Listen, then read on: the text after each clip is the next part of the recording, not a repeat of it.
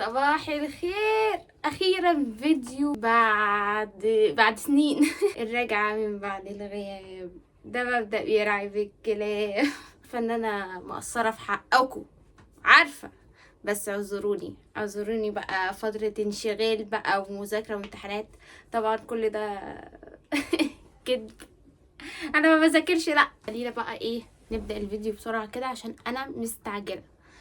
فبصوا بقى الاوتفيت الرائع. تحفة. انا جاية هنا ليه المطبخ عشان افطر قبل ما انزل. فانا جهزت كده، حاسة ان انا ناقصني اكسسوارات، هروح اجيبها وارجع. ذهب ولم يعد. مسا على الناس اللي مش كويسة. طبعا انتم مستغربين الدنيا بالليل ليه. انا كنت الصبح بوريكم الاكسسوارات راح اجيبها، فانا عايزه اصدمكم، الكاميرا فصلت يا جماعه، فصلت ما كانتش بتسجل. انا عملت الصبح فيديو كامل مكمل، كل ده راح حزن. فطبعا بعيدا عن المكوه اللي ورايا دي، انا اللي سايباها، احنا كده اهل مع بعضينا. انا يا جماعه رحت كما توقعتوا. يعني هروح فين الصبح؟ يا ترى هروح فين؟ الجامعة اكيد. يعني في نقطة انت تقولوا لي ليه يا رورو ما عدتيش التصوير؟ حبايبي كنت مستعجلة جدا جدا جدا، ما لحقتش حتى افطر. انا يا دوب اخدت شنطتي تشيك تشيك تشيك، رحت طايرة بقى، طرت حرفيا. كنت لسه عامل لكم فيديو بقى. ايه ده؟ في ايه؟ هي الدنيا ايه مالها عاملة معايا كده ليه؟ افتح يا عم. كنت بقى في الجامعة، كلت شاورما وجيت. معملتش حاجه مفيده في الجامعه، اصلا الجامعه حر والشمس فوق دماغي، ما عملناش حاجه مفيده بصراحه. حاسه كده يعني ممكن يكون حد استفاد، ما اعتقدش حدش فينا من صحابي استفاد. جبت حاجه مهمه وانا راجعه من الجامعه، عشان النهارده يا جماعه الليله اللي هي قبل الوقفه، فالدنيا زحمه. الناس كلها بتشتري، نازله بقى تتسوق، فانا اغراني الافكار. نزلت اشتريت سلسلة وجبت معايا سوداني. مش لاجل ان انا مثلا نفسي في السوداني او حاجة، انا لقيته معروض صفن كده سوداني، فاغراني الشكل. هوريهولكم. الحمد لله رجعت بالسلامة. بصوا انا جايبه سوداني. هتقولوا لي يا رورو انت جايبه ايه؟ رايحه جايبه ب10 جنيه وجايه ولا ايه؟ اقول لكم لا يا حبايبي، انا كنت جايبه كيلو. البتاعه دي كانت مليانه، بس انا قعدت اكل فيه. بجد، وانا راجعه وانا بتمشى وانا ده كان اساس يومي. فقلت حرام بقى يعني، اسيب حبه بقى للذكرى. مش عارفه سبتهم ليه، ما كنت اكمل عليه. ايه يا عم الحاج، ما تصبح كده وتمسي وتنور بقى. فحسيت ان انا باكله. اكمل بقى معلش، اصل انا كنت قاعده بكمل بره. يلا ده انا جبته بقى اكله. معرفش هو ايه ده، معلش سوري. هي السودانيه دي لونها بني، مش مهم. دي محروقه. لا مش هاكل دي محروقه. بس انا ما اكلتش لحد دلوقتي، انا لسه راجعه. ما اكلتش غير، مش عايشه غير على سندوتش الشاورما والسوداني. مش عارفه انا عايزه ايه اكتر من كده يعني. مش كنت قايله ان انا هعمل دايت؟ لا حول ولا قوه الا بالله. المهم ماما عامله مكرونه بالبشاميل. وكنت تقولي يا ماما من بدري يا ماما. فانا هاكل مكرونه بالبشاميل، بس هي لسه ما اتعملتش.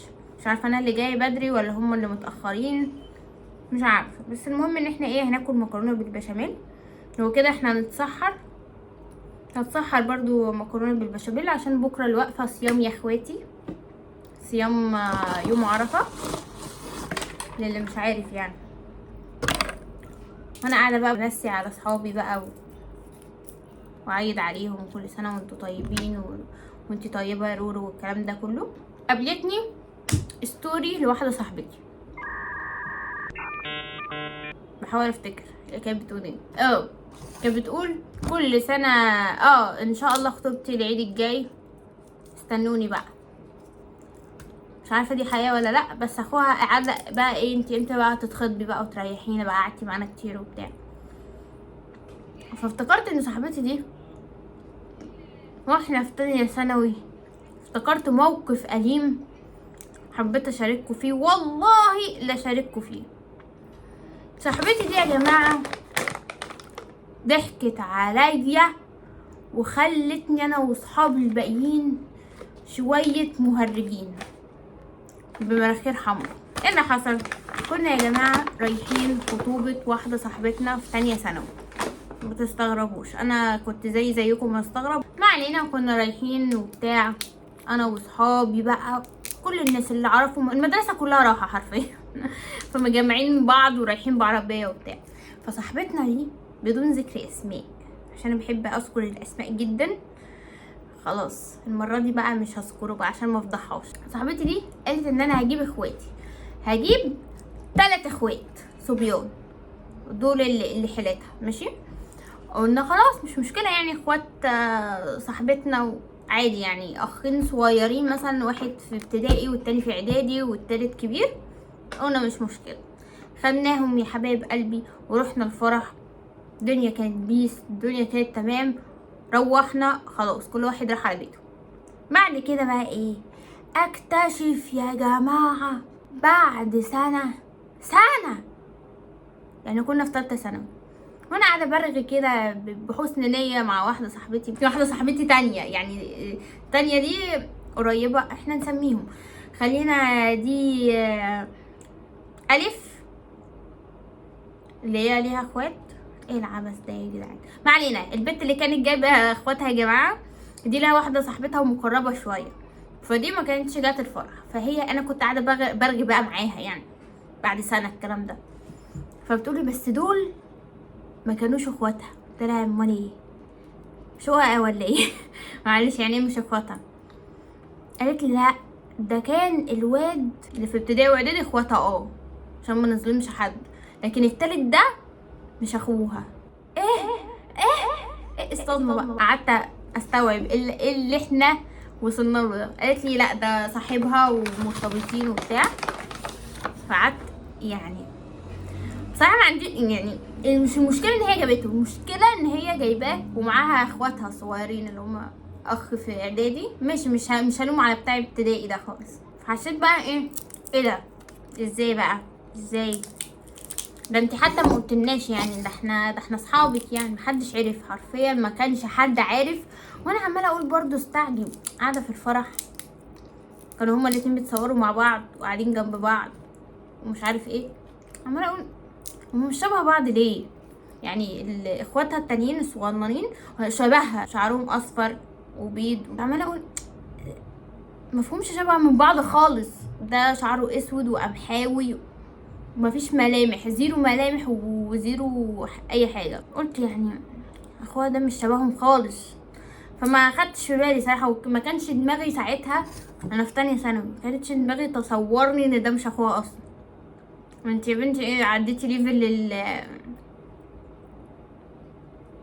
مش البجاحه بقى، مش عارفه بيسموها ايه تاني. حسيت ان انا كان لازم اركز اكتر من كده. انا واصحابي اتخذنا على قفانا. كنت بحكي بقى لواحده صاحبتي تانية على اللي حصل، فبتقولي يا رورو انتي هي ليه ما قالتلكوش؟ قلت لها ما اعرفش، انا ما اعرفش. هتقول لنا صحيح ازاي، صباح الفل. ولا كانت قالت لنا، ما هي قايله لاخواتها موافقين، احنا مش هنوافق يعني، ما احنا مش هنوافق عموما، كنا نشوفها بنظره دنيئه. ده اللي اقدر اقوله والله. ده موقف يا جماعه من احدى المواقف من حياه رورو كتاب حرفيا، كتاب فيه صفح كتير قوي، في مواقف كتير قوي. حبيت اشارككم الموقف عشان ايه، لو حد اتلون صحصح يا حبيبي، صحصح يا حبيبتي، متخليش حد يضحك عليكي، خلي العقل في الراس. ثانية مش هتتعمل، خلي كده ايه العقل في الراس، فتحي عينيك كويس عشان ما تبقيش كلاون، ما تبقيش مهرجه، ما تبقيش اراجوزه. لو حضرني موقف تاني هحكيهولكم. انا دلوقتي محتاجه اطمن على صينيه المكرونه بالبشاميل اللي في الفرن. لو اتعملت هاخدكم معايا، لو ما اتعملتش خلاص بقى. يلا باي باي، هتعرفوا هي اتعملت ولا لا. باي.